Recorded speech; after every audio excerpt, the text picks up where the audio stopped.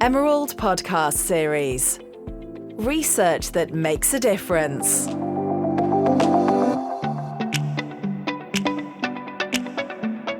Welcome to the Emerald Podcast Series. I'm your host, Tom Shiels, Communications Manager at Emerald Publishing. Today, we're joined by returning guests Gordon Schmidt and Sai Islam. Gordon and Sai are leadership experts, and their latest book, Avatar The Last Airbender, Elements of Leadership, explores leadership through the lens of, you guessed it, the popular show Avatar.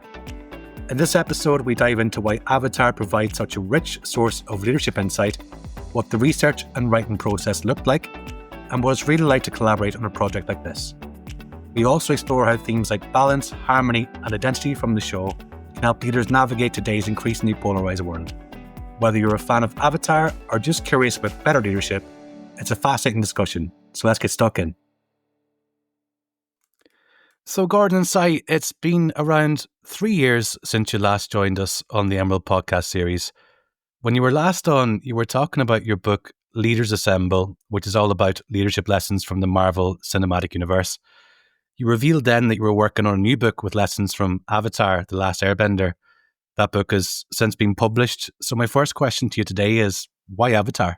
I think the real answer is because I wanted to write about it. Isn't that right, Gordon? It was my fault. You engaged in leadership to influence us to write a book. Yes, I agree. Yeah. So I think between the two of us, I'm the bigger Avatar The Last Airbender fan. And I have watched the show multiple times. And there's a kind of a big fan base that has looked at Avatar The Last Airbender from multiple perspectives, mostly in terms of who should date whom.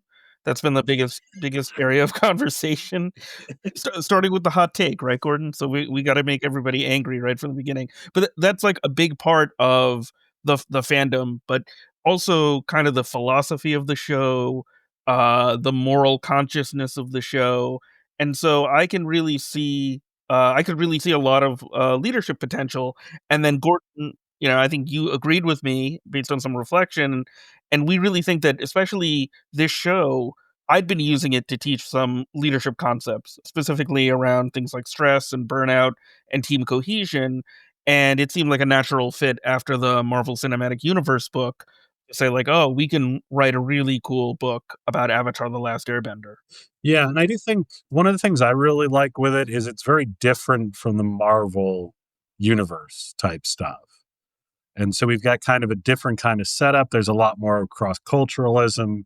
There's kind of these ideas of balance. And so this stuff really, like, it feels different to me than the Marvel Cinematic Universe we did.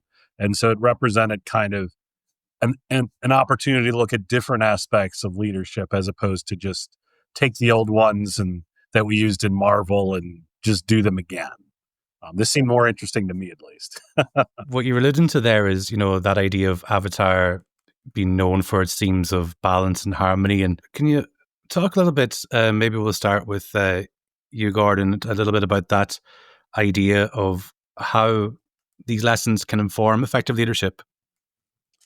Yeah. And so, I think with Avatar, we've got these people sort of almost martial artist type kind of concentration, really thinking about kind of getting in touch with yourself or your abilities and growing them over time, which is what we should generally be doing in the real world. And I think one of the things that kind of sometimes gets missed when we're talking about leadership is we look at CEOs, we look at presidents, sometimes we look at, famous people, and we're like, wow, this person has a lot of influence. It must be they were just born this way or just magically appeared, which couldn't be further from the truth. To be a good leader, you need to work on it. You need to have self-awareness related to it. It's a skill-based process over time. And so I think that's one of the things I do like with Avatar and thinking about balance and thinking about kind of self-awareness related things is that's what you really need to be a good leader. It's not just that you're born that way or it happens easily. It really is something you have to work at and develop. And that certainly is something in Avatar The Last Airbender and Legend of Korra. is you have people that are learning a skill, that are getting better, while also dealing with complex situations, dealing with people with very different perspectives and goals. And that's a lot closer to the way that the real world is. People are all over the place on things. Things don't always come easily to us.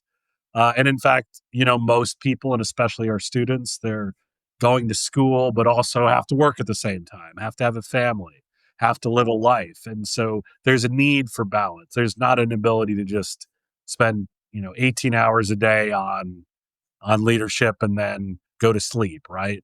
And so I think that those are things that I think with Avatar: The Last Airbender, and looking at the different elements, this idea that they should be in balance, and that part of the problem with the world of Avatar: The Last Airbender is that, the Fire Nation, this firepower, has kind of caused things to be out of balance between these different tribes, these different people, and the world has suffered because of it. Sticking with that theme of balance, Sai, how can modern leaders foster balance in what, is a very polarized environment at the moment in the world? Well, I think one of the big things is really focusing in on both personal balance and, balance in actions, and then balance in terms of teams. So what that means is having a sense of, are you as an individual leader, are you internally balanced? Are you understanding what it is that, is in front of you? Can you evaluate things in a kind of fair and reasonable way? Then can you actually treat your team members fairly? Can you use leadership techniques kind of effectively? And so one of the things we talk about in the book is that you can boil leadership down to kind of task focused stuff and relationship oriented stuff, if you wanted to just, break it into just two big chunks. And you have to find a balance between those two things. If you're too task focused and not relationship focused enough, sure, you might be able to get things done, but people on your team may not be happy, and they may not want to work with you, and they may not stay. If you're too relationship focused, then all of a sudden the task stuff can fall by the wayside. Maybe you're not getting the work done because you're too focused on maintaining friendships and being friends with everyone. So finding those areas of balance is I think really important. And Avatar especially exhibits a lot of those elements because, you know, the characters in the show, they have to balance those personal relationships and the mission. They have to make decisions where, okay, what kind of, what am I willing to sacrifice to accomplish this goal that we happen to have? And we see different examples of that throughout the show. So for example, you might see an unbalanced leader like the character of Jet, who extremely charismatic, but is willing to go and take some really morally questionable actions, like destroying a whole village to win against the Fire Nation. And so you can see that this character is out of balance, and it's really really interesting idea for, I think, our readers to kind of reflect on. Oh, the Avatar is trying to achieve balance, but he also sees these other characters that are out of balance, and I think it allows them the opportunity to really reflect on how they themselves can remain in balance. And then from an organizational level, you have leaders that can start to reflect on, well, am I leading my entire organization in the right direction? Am I going too far in trying to manage relationships in my executive team and throughout the organization, and not focusing enough on the work? Or am I keeping everybody too focused on mission without really managing relationships both inside and outside of the organization? I don't think that you have to necessarily be interested in the show to appreciate the book at all. But the question that I kind of want to ask, maybe we go back to Gordon for this one, is what kind of leader is the book for? So to my mind, when Cy and I think about leadership in the general sense, we are really thinking about everyone engages in leadership in their lives. You don't need to be a manager. You don't need to have that official role. And so to me, it's kind of open to everybody it works for, because all of us have to influence people. If you have kids, you got to try to influence them towards good choices. If you have friends, you might try to influence them, whether it's for good choices or what movie you're going to go see. And I think with the book, we try to make it something where we're having people think about their lives and what they're doing, rather than just, oh, you're the CEO of Apple, so therefore you're doing this. We really try to keep it at that level where these examples can apply to anyone. And I think it's something that, that's important, as well as empowering people, is that we all have impact on the world in ways big and small. But oftentimes we don't necessarily think about that aspect. And so to me, yeah, I think this is a book that we've tried to make readable for, a large percentage of people, up to, sort of older children. Teenagers could be reading this book. So I think it's kind of, we really tried to make this, how do we take these things that are empirically supported, that sometimes are published in journal articles that are, perfectly understandable to any human being, and really make them into something that anyone can say, hey, I see that going on in Avatar The Last Airbender. I understand that example, and I see how that might help when I'm trying to get my kids to do the laundry, or trying to get my team to work on this project. Or if I'm a CEO, how do I lead my whole organization through a change? We really think it's something that applies in all those very different leadership contexts. And Sai, you kind of mentioned earlier about the book being used in sort of group settings. So how do you envision the book being used in, say, educational or organizational settings? So we'll start with educational settings, because that's where Gordon and I started thinking about the book. And in class, luckily the show each episode is about 22 minutes long, so we can show an entire episode of the show and ask students to reflect on it. I One of my favorite episodes to show is one called The Chase, where the characters are being chased pretty relentlessly. The gang, as they're called, are being chased pretty relentlessly by Azula and her team. And they basically, the gang, Sokka, Aang, Katara, and Toph, they don't get sleep over a long period of time, and they are having conflict.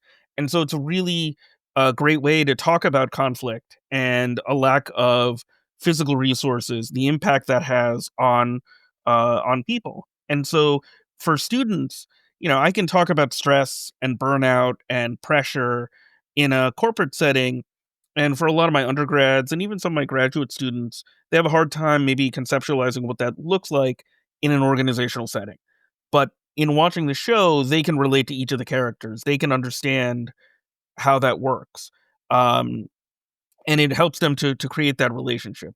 In an applied context, if we're running a teamwork training, or if I'm doing some executive coaching, one of the things that I find is that sometimes team members and leaders, they get really caught up in their stuff. They're really caught up in, I have this conflict with Bob, I have this issue with Brenda, I have this concern that my leader isn't fulfilling.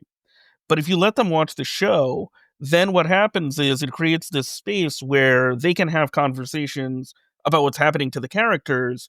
And then the challenge is, can you bring those lessons back into the workplace? And so, and it doesn't work with every workplace, every organization. They have to really be open to having that conversation.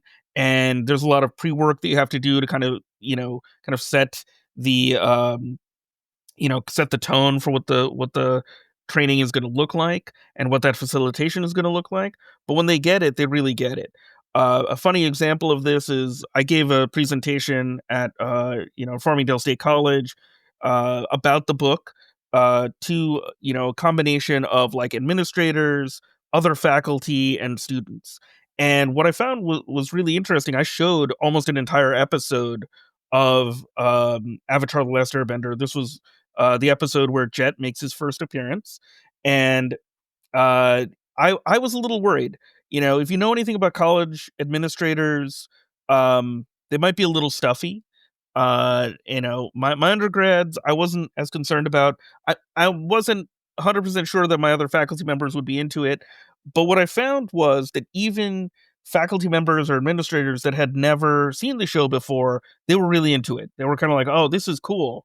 I can see what's happening in in the leadership behavior here. And we talked about toxic leadership and how to identify when there's a toxic leader, or somebody who's using charisma in the wrong way. And you could see that everybody from undergraduates to seasoned college administrators to other faculty were kind of like, oh, this is cool. I can't believe that I can see what you just talked about in terms of bad leadership. I can see it in the show, and now I can reflect on it, and maybe I can see it in my day-to-day life. Just to shift gears a little bit, aside from watching episodes of Avatar, can you talk me through the research process and what's involved to create a project like this? Sure. I think kind of that first step is kind of thinking about, obviously looking into the research, understanding leadership in a general sense, understanding some of these concepts. And then, I think what's great actually about writing these books is you learn a lot from it. So, for instance, in this book, I was writing the chapter we did on ethics in the book, which is very interesting and brought up some interesting kind of thinking about characters in there. It's kind of a weird thing. We do this stuff. We're focused on the leadership aspect. We ultimately end up with kind of the hot takes of characters and their behaviors and how we should see them as well. But essentially, this chapter on ethics, what I did was, yes, I've read stuff on ethics. Yes, I know about ethical leadership in the general sense, but it involved looking into literature in more depth. Okay, what are some different ethical models we have? What are some ways we look at ethics? And so digging into review articles, using that to kind of springboard into, okay, these are things we want to look at is a big part of it. And then, of course, as you to me, it's like you read research and when you're writing a book like this, and you're like, that is kind of like this character or this type of situation. So they kind of feed off each other, the series and your knowledge and bringing in new literature, new research that you kind of find. Because you'll say, hey, I got this part of it, but this scene also has this element that's pretty interesting. I wonder if someone's done research that's looked at that type of aspect. And so I think that's some of the fun of it. And I do think, when we look at research, being creative and thinking things through and coming up with new ideas is a big part of it. And so by bringing that pop culture in, it really brings a new angle of somebody to think about, to consider, okay, how does this really work out? And that's one thing that kind of came out through the ethics chapter a little bit, was looking at this situation in Avatar where, this Fire Lord that basically ruined the balance of things. The Avatar at that time didn't really stop him very well. And the question is, why did that happen? Well, it partly happened, I would argue, due to the Avatar Roku, a bit of an ethical lapse because of his personal relationship to that Fire Lord. The Fire Lord was somebody he grew up with. He's a member of the Fire Nation.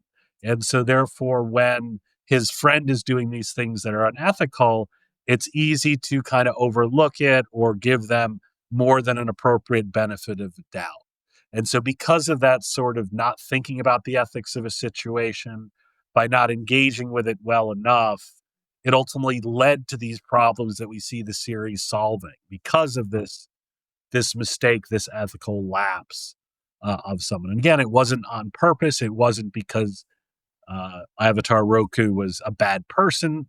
It was that this personal relationship blinded them to this significant concern, this growing issue that really they needed to be on top of. And what's it like collaborating? Do you find that makes the process of putting this kind of book together more difficult, or is it easier than if you were doing it all on your own? For me, it's definitely easier to have a collaborator, especially because Gordon and I have worked on a number of different projects together. So we've had a lot of fun kind of working together and putting things out there. I think it's also it makes the process easier because then, you might have an idea about something and your co-author can, share with you that, oh no, I think you're heading in the wrong direction. Maybe we need to redirect. So I think that's really, really helpful. And I think both Gordon and I generally like collaborating more than writing on our own necessarily. We both have young children, so having collaborators helps us to split up the work. And It also helps us to, especially because if you're watching, entire seasons of two television shows, in this case, Avatar: The Last Airbender and The Legend of Korra, um, you might have you might have missed something in an episode, or you might have missed something that your co-author is going to notice and say, "Hey, this isn't exactly how it went down. Maybe you want to clarify this." So it actually, in my view, makes the book better. And then you can do podcasts together later. So that's also fun. Yeah. I do think too that it's nice on an accountability perspective. Because my greatest papers that I've never actually written are all things that I was doing on my own with no one else to be like, hey, we should do this. Now I think with a book, it's a little more because you do, sign a book contract and all that jazz. But it's always easier when you're working with someone to feel like, okay, well, I really need to work on that chapter. I need to do this, or I need to think about it. And it gives you, as Sai has said, someone to talk to about things. So if you hit a wall on a thing you're working on your own, it's kind of hard to know where to go. But if you've got a collaborator and you've got, overlap, you can talk to each other and figure out, okay, well, what about this aspect or that type of thing? I agree with Sai too. Breaking up the work can help. Although I find, for me, honestly, it just means instead of one project that I'm working on alone, it's like 4,000 projects I'm working with other people. So I don't think it decreases the workload overall. But it's a good theory, Sai. I just don't know whether it actually works for me that way. I need that lie to continue so that I. Oh, we need to lie. I agree with you. So during this process of working together and collaborating, did any of your views on leadership shift during the process of writing this book, or did you find yourself questioning things that you believe to be set in stone? To me, honestly, ethics was a big thing with this book. Because one of the things that, I was reading in the review articles was the idea of really that if you don't see a situation as an ethical situation, you just act on, sort of your narrow self-interest in what's going on. And that's a really powerful thing to think about, and a very big problem, because a lot of times people will be focused on, this is going to make me money, or this is going to get me something I want. And if you don't think about the ethics related to it, it's not magically going to come up. You're just going to act in a way without doing that. Because I think people are often sort of discreetly looking at something as, this is ethical or not. If this is an ethical situation or not, when every situation has ethical components, every situation we probably need to be thinking about that, related to things like fairness. And so to me, that was one of the big things that working on the book more was, I think it's something that unconsciously I would, think is true, and something, if you brought it up, I'd agree with you. But really in looking at the ethics chapter and looking at that in Avatar: The Last Airbender did make me think about really how much that's an issue. Like, we really need almost some type of warning to pop of like, hey, have you thought through the ethics of this situation before you make your choice? Because if we don't have that pop up in our head or elsewhere, we're just going to act, and it might be unethical because we just didn't think of it in an ethics situation. Yeah, so that's interesting. That's a really great question about like reframing. One thing that I think writing the book helped me think through, that I hadn't really thought about very much, at least not as deeply, was about mentorship. And there's a very good example of mentorship in Avatar: The Last Airbender between Uncle Iroh, who's a fan favorite character, and his nephew Zuko, who he tries to help him grow through trauma. He's, Uncle Iroh is a wonderful mentor to him, but we learn, there's a lot to be learned in that relationship about a failed mentoring relationship. And their mentoring relationship, which we kind of think of as dysfunctional mentoring, it's defined when the relationship doesn't meet the needs of either the mentor or the mentee.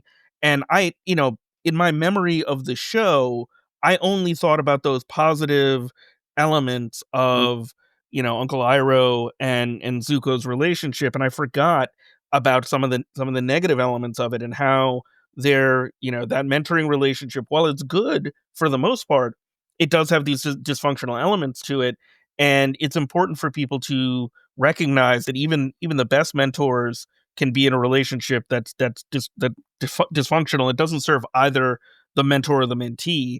And I think that's part of what makes Avatar: The Last Airbender such a good show and such a nuanced show, is that it can take, a positive relationship and then turn it kind of negative and then find a redemption in that. And I think that's the other really interesting thing about the show that's helpful for, I think, leaders is, very few characters are 100% good or 100% bad. People go on these arcs where they grow and change. And I think that's a really important lesson for many people in leader development, is that it takes time. You're going to have some stumbles, but overall, if you commit to it, you're going to grow and change and get better. Gordon, you mentioned about the kind of huge amount of projects that you have on the horizon, but as far as working together is concerned, what's next? So as is usually the case, there's about 4,000 various things in various stages of likelihood or not. I think one thing, Si and I have been talking about for a while that might be next on the docket is looking a little bit more at Instagram and how leadership plays out through some of that.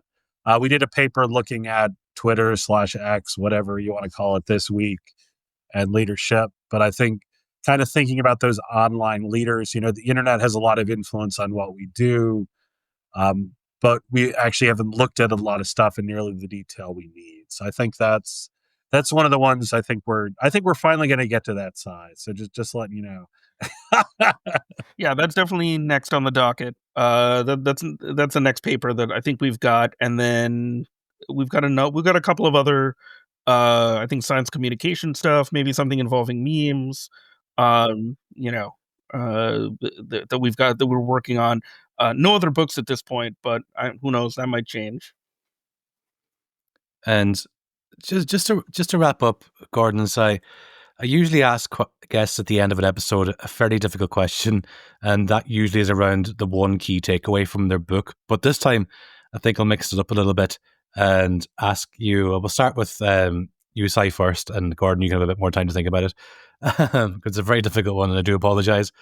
If you had to choose one key piece of advice that you've learned or received about leadership through creating this book and maybe even the Marvel Cinematic Universe book as well, what's the killer piece of advice that you would offer to listeners? The killer piece of advice, so kill your leader. Oh no, sorry, no, that's not that's not the killer piece of advice.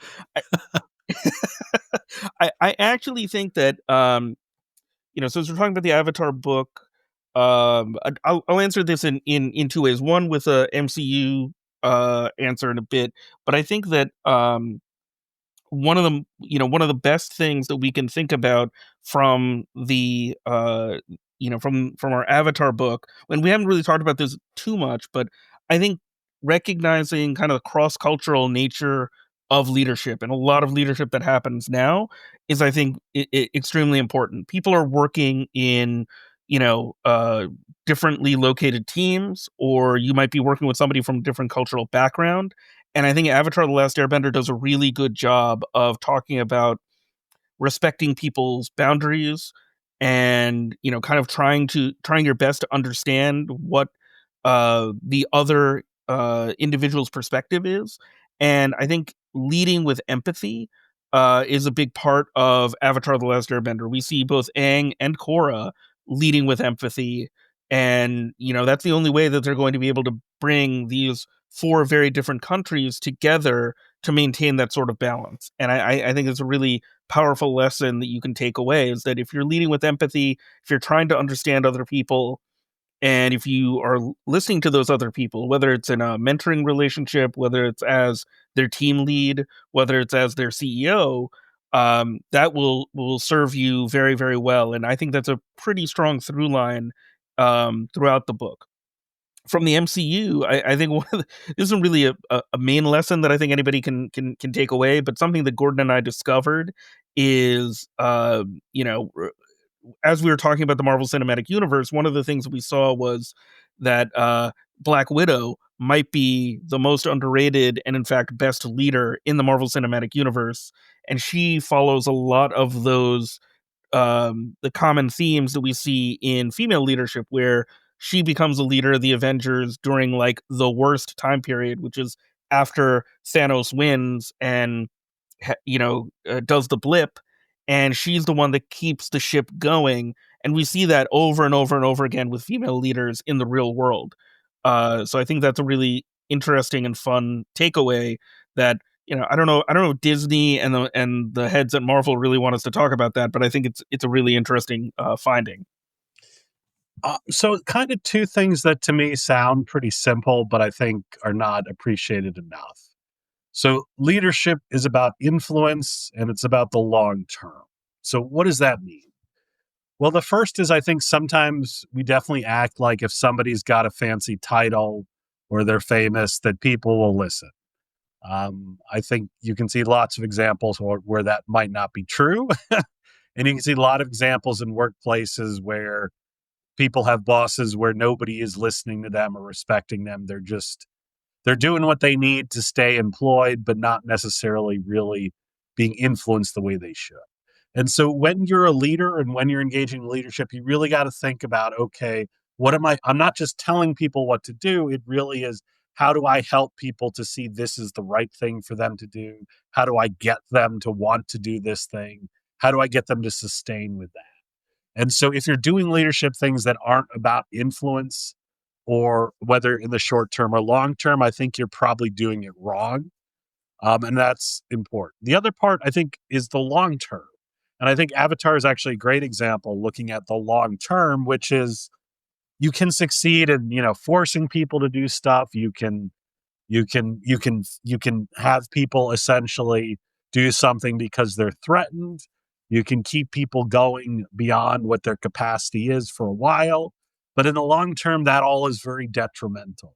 And I think that that's something that we see in Avatar The Last Airbender. We see that with the Fire Nation is, if you're in the Fire Nation, you might say, hey, things are great. The world being out of balance is actually good for us. But looking at the long-term view, that Fire Nation's behavior is hurting all the other nations, and it's ultimately hurting the sustainability, the success of the world as a whole. And the Fire Nation is part of that world.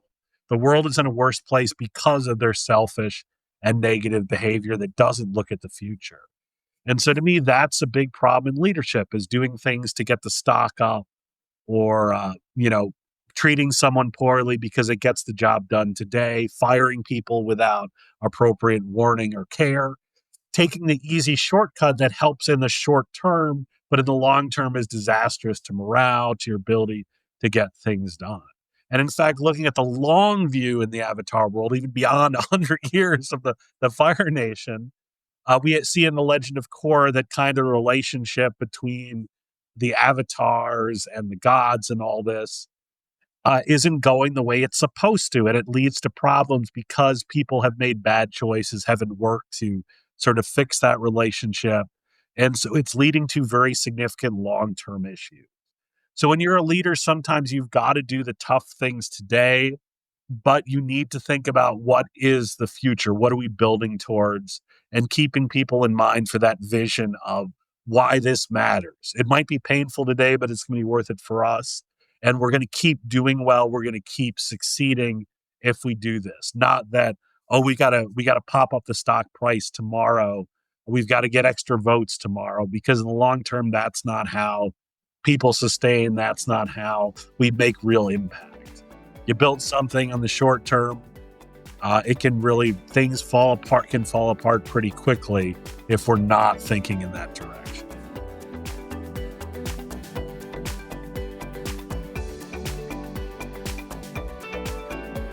Thanks for listening to today's episode. For more information on today's guests and for a transcript of the show, please visit our website. I'd like to thank our guests Gordon Schmidt and Saya Islam, and the studio. This is Distorted.